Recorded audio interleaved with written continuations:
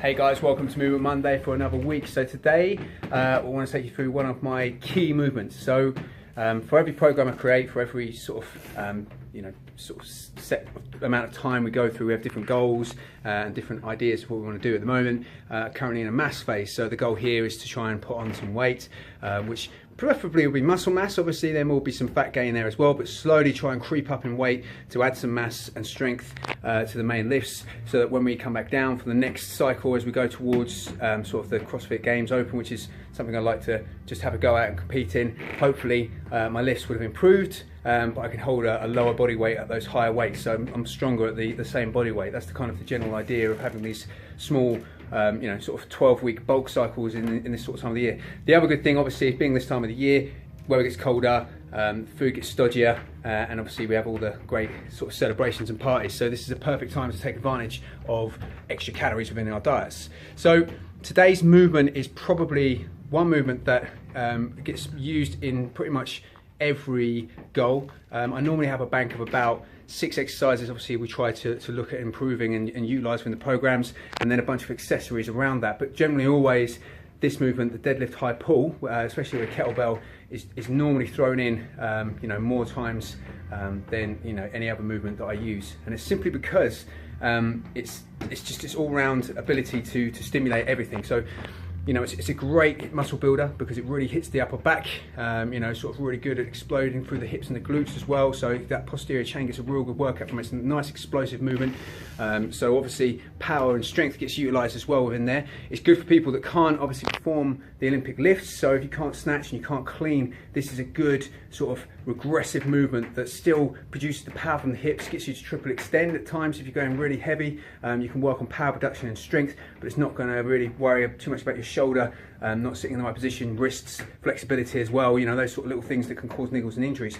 So it's a great thing for strength, it's a great thing for muscle, and also it's a full body movement, so obviously it's great for fat loss. So if you throw it into a little sort of high metabolic circuit with some conditioning work in there as well, you're hitting that entire body and getting everything hit at once, and it's a great metabolic effect for fat loss. So it's an all-rounder. It's great to utilize in different settings and different sort of goals, depending on what your goals are. So if your goal is to get stronger, then we can use it one way. If it's to get more muscle, we can use it another way.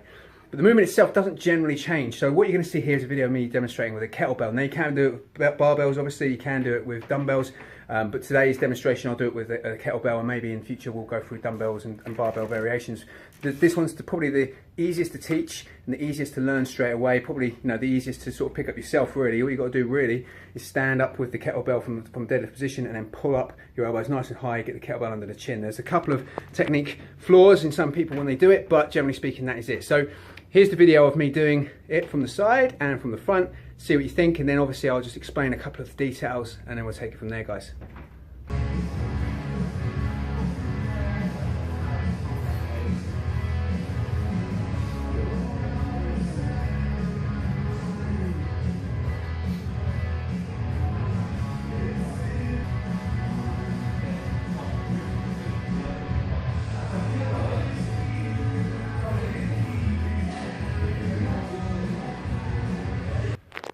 Okay, so that is the deadlift high pull. So you saw it from the front and you saw it from the side. Okay, so what you're seeing and what you're trying to utilize for that movement. So you're starting from the floor. It's a sumo deadlift position you're going to start in. Okay, so you want to make sure your feet are about shoulder width apart. You want to make sure the kettlebell is in line with sort of the heels. That's a sort of a good marker of where the kettlebell should start.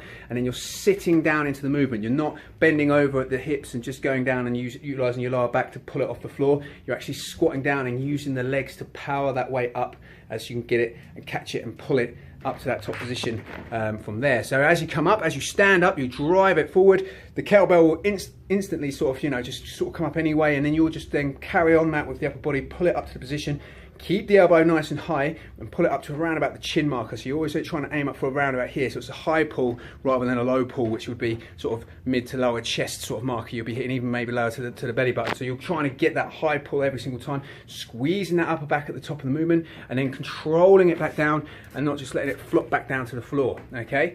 From there, every time you should try and aim again to try and get it to land in between the legs, in where the heels are, basically in line with the heel, drop down, touch the floor, and then pop back up to the top.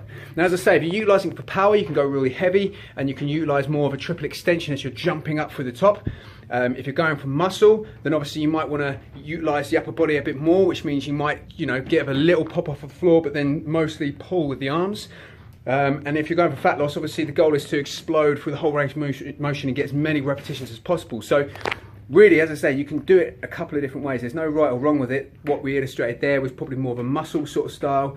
If you wanted to go more explosive and basically utilise the triple extension a bit more, or even throw in a sort of almost a mini jump at the top as you're pulling off the floor to utilise that power, then that is something you can do with it as well. But I would always start with the sort of muscle variation. Instinctively, people want to pull the weight up anyway, so they use the upper body a lot more. So like with Olympic lifts, what we try and teach you is actually to take it from the hips and to use the hips and the legs to drive that weight up and then get under the bar. The great thing about this is obviously it does something that people are already used to doing, which is trying to bring the bar up or the kettlebell and automatically pull with their arms. Okay, so this allows you to do that and to build, as I say, the muscles in the upper back, the traps, the rear delts as well. So you're just trying to utilize those pulling muscles and get them strong and get them more powerful.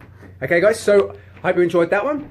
Any movements, anything else you want us to go through? We'll try and introduce more of these sort of mainstay movements that I like to use in the programs, and then we'll throw in some variations and things like that as well. But any exercises or anything you want me to go through, drop a comment below, ask me a question, send me an email, and we can get that on video for you guys and take it from there. Have a great week, guys. I'll see you through the week. Just be awesome. I'll catch you later.